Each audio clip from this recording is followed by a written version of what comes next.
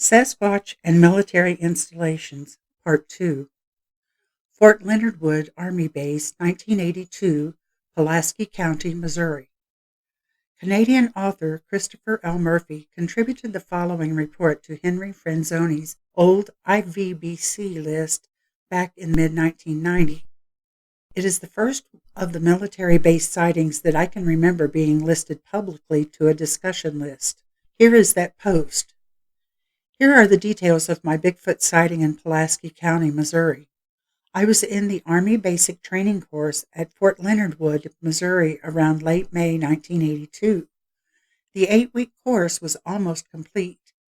We had a few breaks and were fully rested for our one stint of overnight guard duty at some location on the post. The sites we were supposed to guard did not actually require a guard. The cadre wanted us to experience what guard duty was like for trainees. My partner that night was a Samoan man named Unabia. As we prepared to file onto the Army deuce and a half, 2 1/2 ton truck, they called off our names.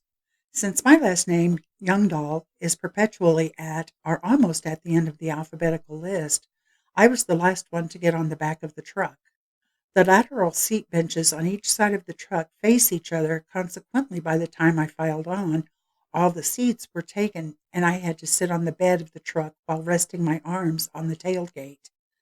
I decided to face out of the back of the canvas-covered bed of the truck to see the sights of the Army post. The post Unabia and I were to guard was an engineer bridge crossing training site deep in the woods of the post. Fort Leonard Wood's nickname is Fort Lost in the Woods, and I can understand why due to the remoteness, isolation, and density of the woods in the region. Anyway, our post was the furthest one out, so they decided to drop us off first. I'm not sure how far or what direction they took us from our basic training billets on post, but we must have ridden on the truck for at least 30 minutes when my sighting occurred. Everyone in the truck were either dozing off or inattentive to where we were going except me, since they were facing each other and could not see past the canvas cover of the truck. I was still looking directly out the rear of the vehicle. The time was approximately 1830 hours, and it was still very much light during that time of year for early evening. The weather was clear and warm. We came to a T intersection on the dirt road. As we turned left at the intersection, I looked down the other direction of the road, which we did not turn. Approximately 25 yards down the road, I saw an enormous Bigfoot. I wasn't looking for it, nor did I think that there had ever been sightings in that region of the country. It was automatic. Boom, no doubt what it was. What I saw was a creature that had to be at least 7 feet tall, walking across the road that we did not take. It looked in our direction as it crossed the road before it continued to walk into the woods on the other side of the road. What really surprised me was its color, which was a light brown color, almost like the color of cork on a bulletin board. My observation lasted not more than 10 seconds before the creature disappeared into the woods.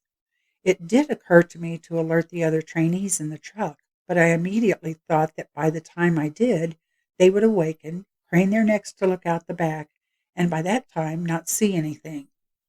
This all occurred to me in milliseconds. So we continued to drive to our guard site while my mind was going over all sorts of possibilities.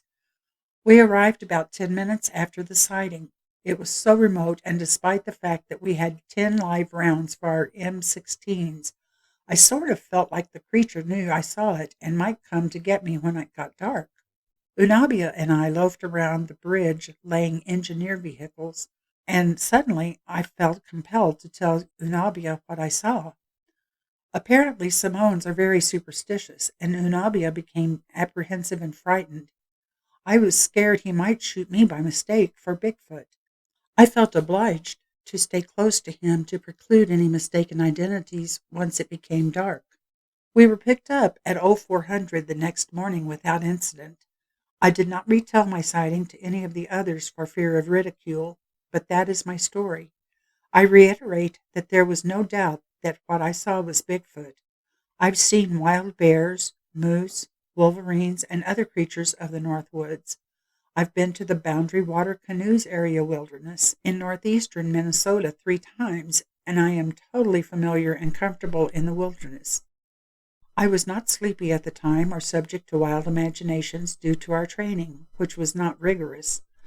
I think what surprised me most was the region of the country we were in, which, as far as I knew at the time, is not famous for Bigfoot sightings and its color. I also would not expect to see a cork-colored Bigfoot. I've told others this story, and some scoff and some believe, but I would not believe it unless I saw it myself, which I did. If my story resembles others that have occurred in that region, I would be interested to hear a reply. I am curious if others have cited Bigfoot in that region or others that have matched my description. There was more to relate to you, such as the way it turned towards us. It happened very fast, and it was a few years ago.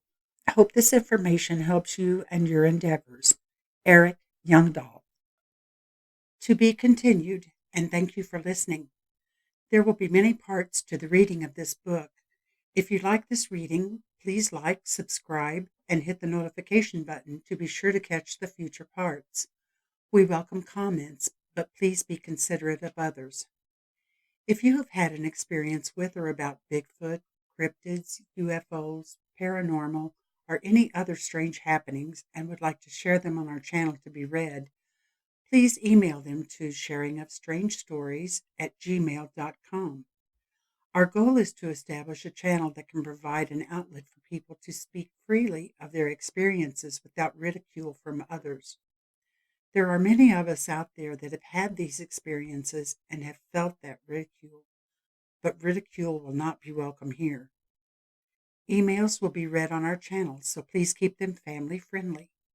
If you want to remain anonymous and do not want your name read to the public, please put that at the beginning of the email or in the subject line. Thanks again for listening, and stay safe.